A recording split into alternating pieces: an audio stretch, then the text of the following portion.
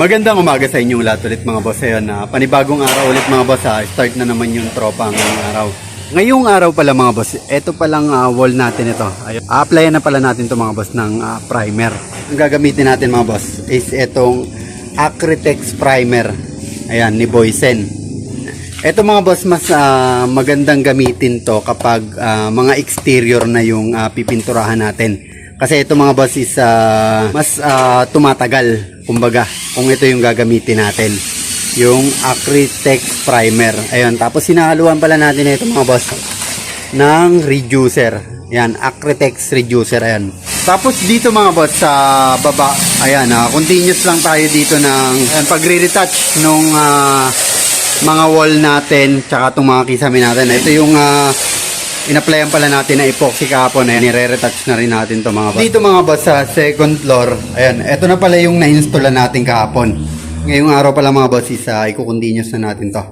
Ayan, itong tiles natin dito mga boss sa flooring.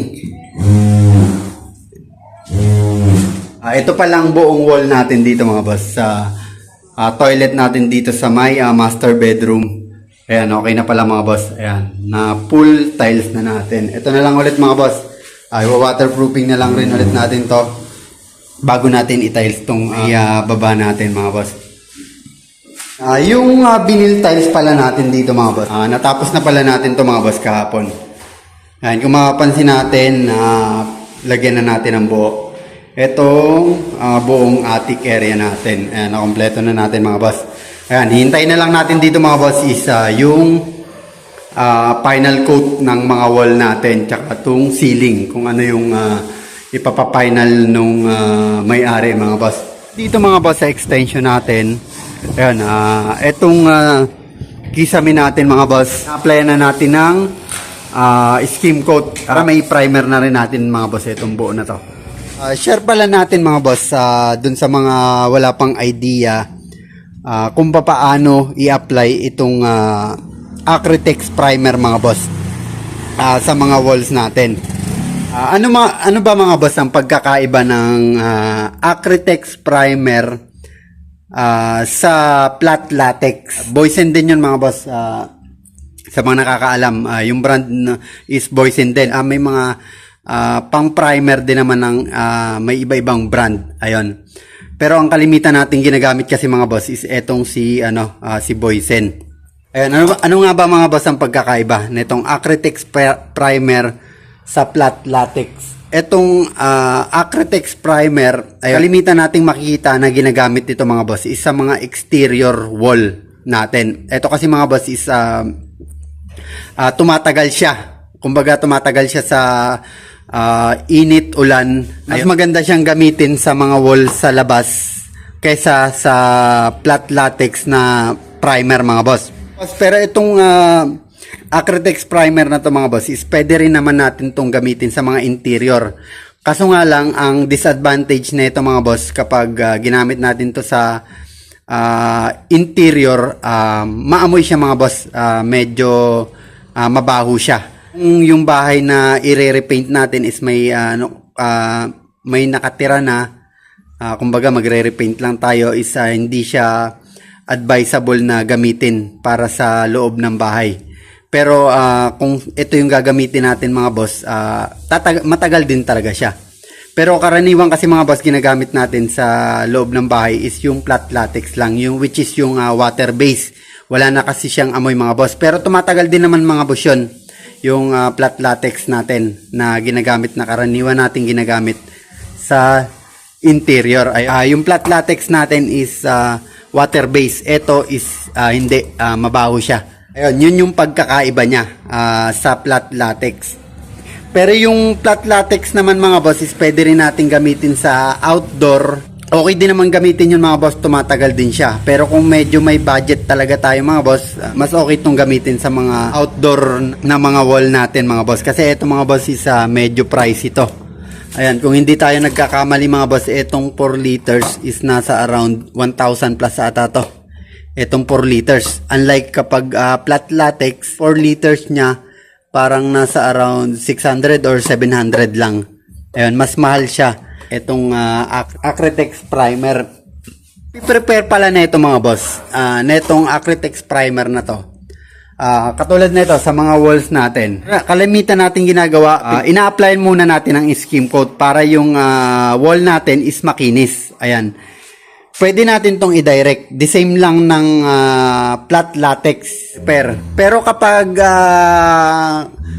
yung pipinturahan naman natin mga boss is nasa mga likod lang, hindi naman makikita, hindi na natin kailangang i-apply ng skim coat. Pwede rin naman to mga boss, i-direct na natin. Pero ang nakalagay kasi dito mga boss dito sa instruction ni Boysen, ayan, nakalagay naman dito. Ayan, pwede nating basahin to bago natin i-apply. Hindi lang kasi to mga boss basta-basta ina-apply. Kahit lahat naman ng mga pintura natin mga boss, hindi naman basta-basta ina-apply. May mga tamang proseso, may mga tamang procedure kung paano natin i-apply. Nakalagay dito kay Boysen, dito sa instruction niya. Once na yung wall natin mga boss is bago, ayan o, kailangan nating patuyuin muna at least 14 to 28 days bago natin i-apply to ng direct. Kumbaga yung wala pang mga boss, kumbaga yung ida-direct natin sa semento, yung hindi natin papahida ng skim coat. 14 to 28 days kailangan muna nating patuyuin. Kasi nga mga boss, kapag itong concrete natin is kapag hindi pa totally tuyo-tuyo, may mga chemical pa yan na makaka-apekto sa pintura natin. Pero yung iba dyan mga boss, kumbaga kung hindi na mahihintay yung mga ganong katagal na araw, ang iba ginagawa is ina-applyan mga boss ng kumbaga panglason sa wall. Ayun, pwede rin nating gawin yon kung hindi na natin mahihintay yung 14 to 28 days. Nakalagay din dito mga boss sa instruction ni Boysen, ayun, usually naman talaga is ganun yung kalimitan natin ginagawa. Bago natin i-apply tong mga pintura natin, kahit yung flat latex or etong Acrytex primer na to, kailangan muna nating linisin yung buong area. Kailangan wala siyang alikabok, kailangan talaga malinis. Hanggat maaari mga boss, kapag katapos nating apply natin ng skim coat, hanggat maaari pupunasan natin ng basang-basahan yan para wala talaga siyang alikabok. Yung sa mga walang skim coat, kailangan din nating alisin yung mga alikabok nun bago natin i-direct na i-apply to. Etong mga pintura natin mga boss. And after naman mga boss, kung sakaling ma-applyan na natin ng first coat etong wall natin, 2 hours papatuyuin muna natin bago tayo mag second coat. Yun yung tamang pag-apply na itong Acrytex primer natin mga boss. Ayan, hindi rin to katulad ng water base mga boss, kasi si water base is talagang napakabilis matuyo nun. Once na in-apply mo, siguro mga 10 minutes to 20 minutes is tuyo na si water base. Ito mga boss is kailangan nating hintayin ang 2 hours bago tayo mag second coat. Ang paghahalo pala na ito mga boss, yung Acrytex primer natin at saka meron tayong tinatawag na etong mga boss. Ayan, tinatawag na Acrytex reducer. Yung tamang pag-mix pala nito mga boss, etong 4 liters natin na to, kailangan mo siyang mahaluan ng 1 liter na reducer. Kung hindi mo naman ito mauubos, o kumbaga kalahati lang yung gagamitin mo, hahatiin mo lang yung 1 liter. Kung 1/4 lang yung gagamitin mo, yung reducer natin is 1/4 lang din. Ayun, para maganda yung dikit na ito mga boss sa mga wall natin. Mas okay kasi mga boss yung alam natin na ang tamang proseso ng paghahalo. Hindi naman kasi yung pagpipintura is hindi naman kasi basta-basta. Kaya kailangan yung mga tamang procedure ng pagpipintura, tamang procedure din ng paghahalo ng mga pintura is kailangan is kahit papaano may idea tayo para at least yung pintura natin tumagal dun sa tamang itatagal niya mga boss. Ayan, kung basta-basta lang rin naman kasi natin mga boss i-apply yan, sa una mga boss okay, pero yung itatagal yun yung hindi natin ma-achieve once na hindi natin nasunod yung tamang proseso paano i-apply etong mga pintura natin. Ayun, pagkatapos natin primeran, ayun, tsaka na natin i-applyan kung ano man yung pang final coat natin. Kahit kahit ano na yung i-apply natin na kulay, ayun na yung susunod natin. Pero ang gagamitin natin dyan mga boss, sa labas is yung bagay din dito sa Acrytex primer. Hindi rin natin pwedeng applyan ng mga water base yan. Meron ding natatamang pang final coat para dito sa Acrytex primer.